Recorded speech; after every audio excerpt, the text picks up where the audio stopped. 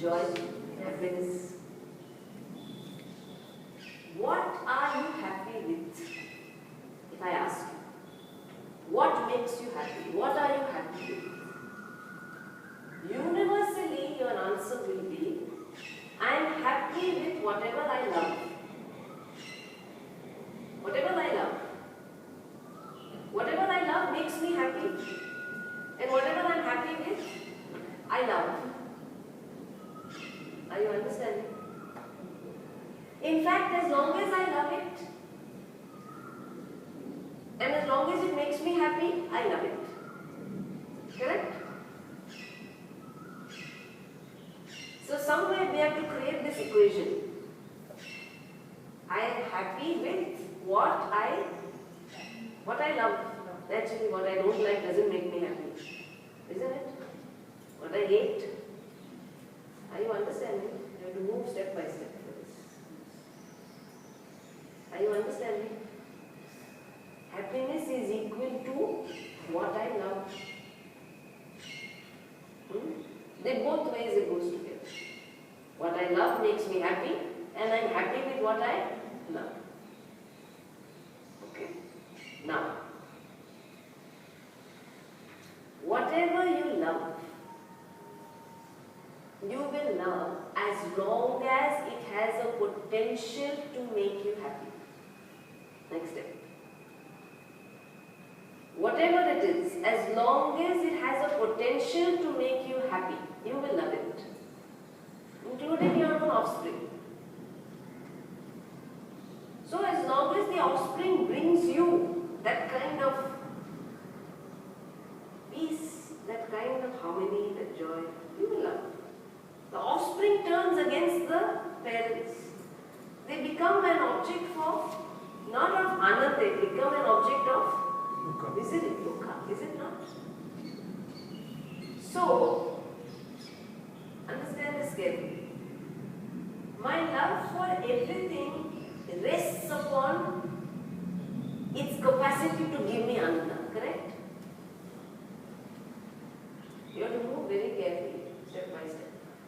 As long as something gives me ananda, to that extent I love it. Which means my love for everything is conditional. Is this not called a condition? As long as it brings me ananda, I love it. So therefore, love for everything is conditional. And we are calculated people. It is true. Why? Because I don't want to be in displeasure, isn't it? So I calculate and I have a love for all that gives me ananda. Now, next step, go carefully. If my love for everything else is conditioned, think. If my love for everything is dependent on what gives me ananda, then there is one thing I love unconditionally. What is that? Myself. Isn't it? My love for everything else depends on myself. My well-being is most important. We are not judging right or wrong. We are talking about the truth here. Isn't my well-being most important? I have to be at peace. I have to be at harmony. Isn't it? So I love myself the most. Are you understanding? Then everything else comes. I look into my well-being. Again, please remember, we are not making judgments here. We are talking about a fact. No right or wrong. It's a fact. My well-being is most important. Means what? I love myself the most. Correct? Go back to the first equation. What is ananda? Ananda is equal to what you love, isn't it? If your love with respect to everything else is conditional, but if your love with respect to yourself is unconditional, what does it mean?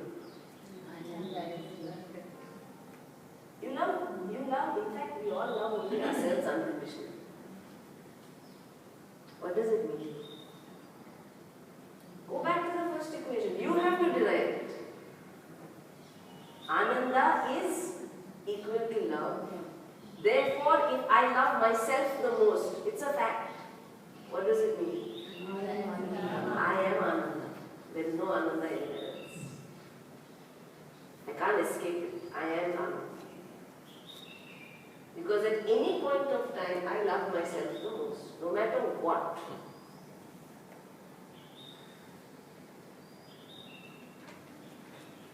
If this be so, why is it so difficult to recognize it? Next point. This much have you understood? If Ananda is equal to all that I love, my love with respect to everything else is conditional. Only with respect to myself, I love myself at all times, in all conditions, in all circumstances. I will first protect myself, look for my well-being. The truth, isn't it? If this is the truth, why is it so difficult to understand? Why is it so easy with Sat and Chit? Correct? You understood Sat and Chit easily. Why is it so difficult with Ananda? What is the problem here? Because although now we have understood this, you don't experience it. Correct? Sat and Chit you experience all the time. I am existence, I am consciousness. Ananda you don't. That's another big question mark. Why don't I experience it? What stops me?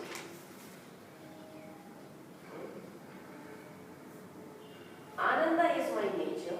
What prevents it from manifesting? Ananda has a competitor. And that competitor is called Raga-dvesha. And fortunately or unfortunately, innocently, we are strengthening the competitor all our lives. We are strengthening Raga-dvesha. What is Raga-dvesha? Binding likes, binding dislikes, not ordinary, not binding likes and dislikes. And without realizing what we are doing, all our lives, we strengthen this competition. So what happens? What is Raga? A binding like. Dvesha, binding dislike. When I experience something I dislike, and it is a dvesha. Binding dislike means I am bound to face the pain and the agony. That's what we mean by binding. When I face the agony, what happens to the Ananda? It is veiled. It is there, but the poor thing is not got any strength. Though it's my nature, the competitor is so strong. Then you look at the other one. When the raga means binding like. When it is fulfilled, what happens? I am overjoyed.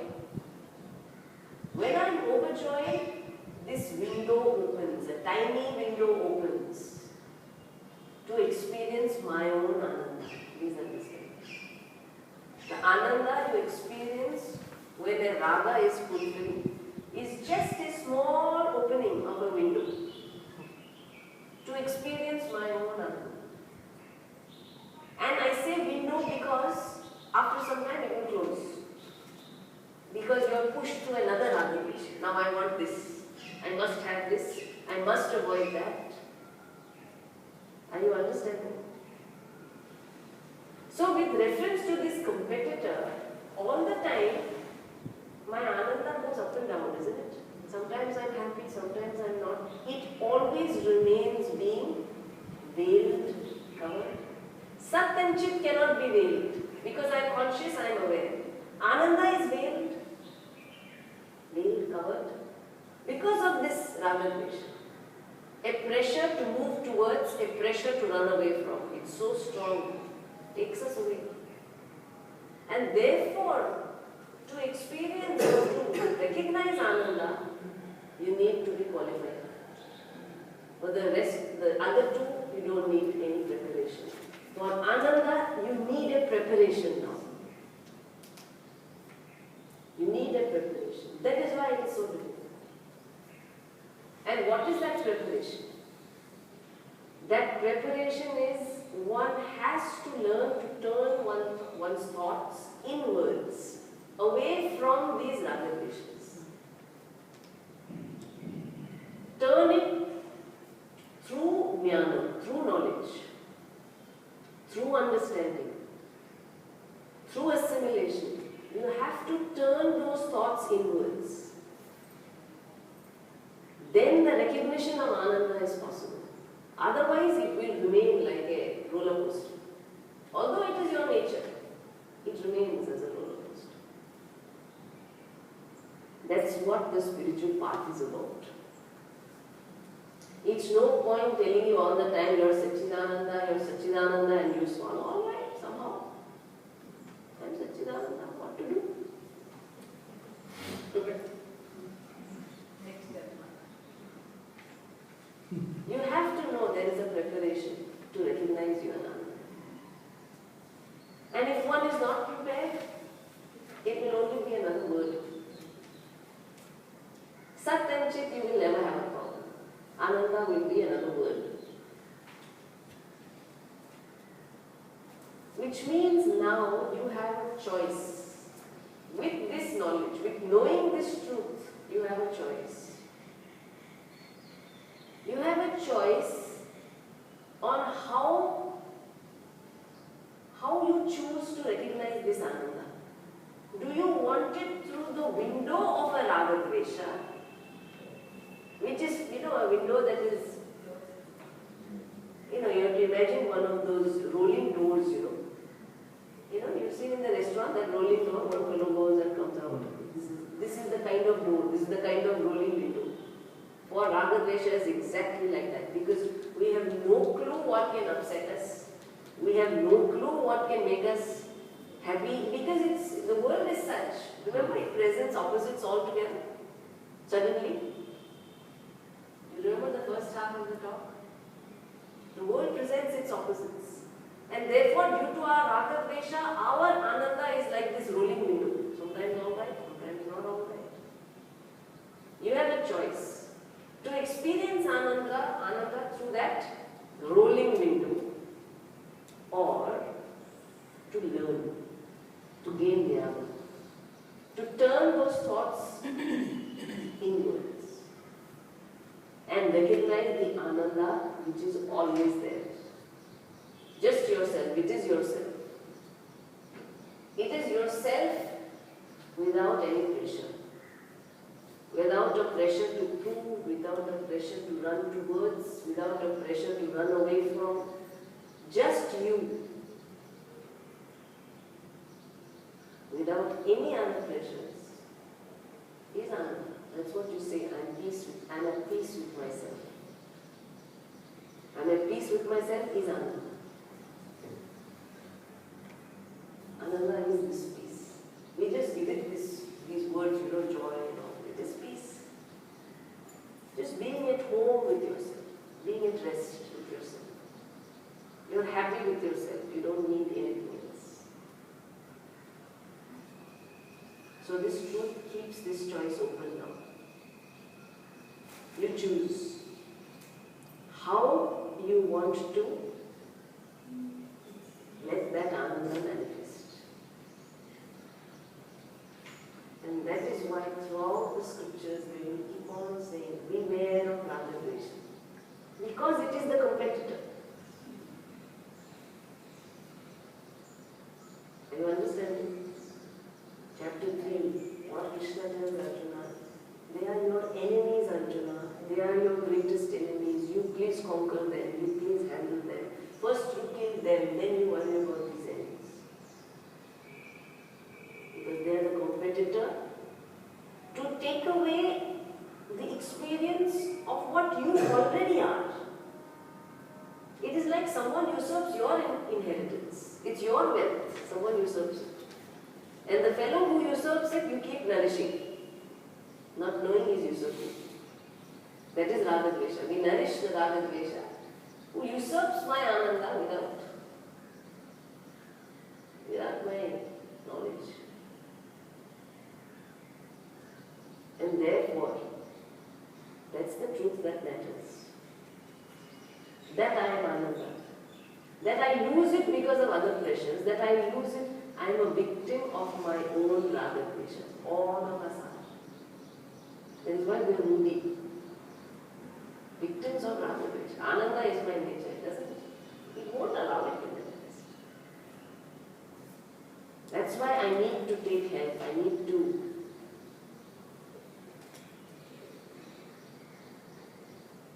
learn, I need to understand. Through jnana, I get rid of this force. Then I stay with myself, which was always Ananda.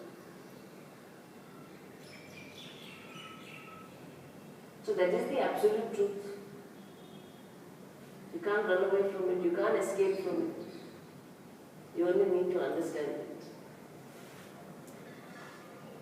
As long as you don't understand it, you don't understand the competitor, it remains veiled, but it is still you. So now you have two ways of looking at life. One is the first part of the talk. You constantly steer yourself balancing. Or you don't get perturbed, there will always be a balance in the world. Like our wonderful story. The other is you choose to keep living intelligently. While living, you have to live intelligently. You have to steer yourself. But the other is, you don't worry about the pairs of opposites. Believe? They will handle themselves. You do what you must. The other is, you dwell on the truth of yourself, which is Satchit Anand, and you understand. Just the first time telling you about this is not going to may or may not, it may not be absolutely clear. You have to go back and think about it, because that's the truth. But it's a truth that needs dwelling on. The more you think about it, the more it will unfold itself. Like every other truth that unfolds itself. Then you have a choice. How you choose to manifest the Ananda. Raga Dvesha, through that rolling window, or by understanding your own nature through jnana. Are you able to understand? Do you see the whole picture? That's what matters. That is the truth that matters.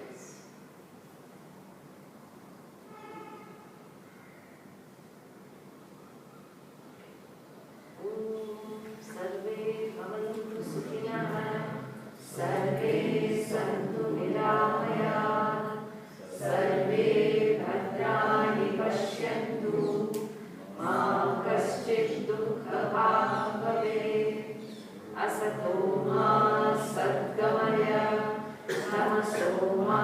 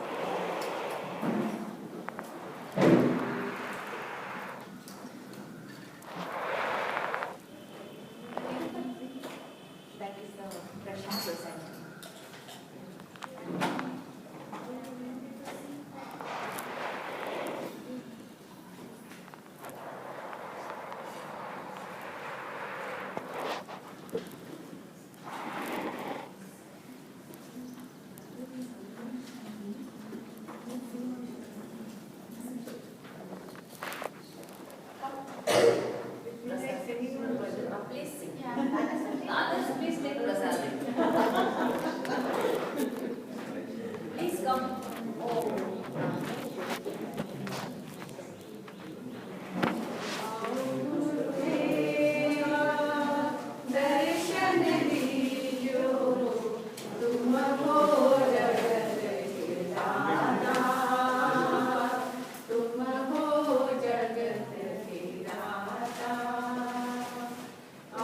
Guru Purnima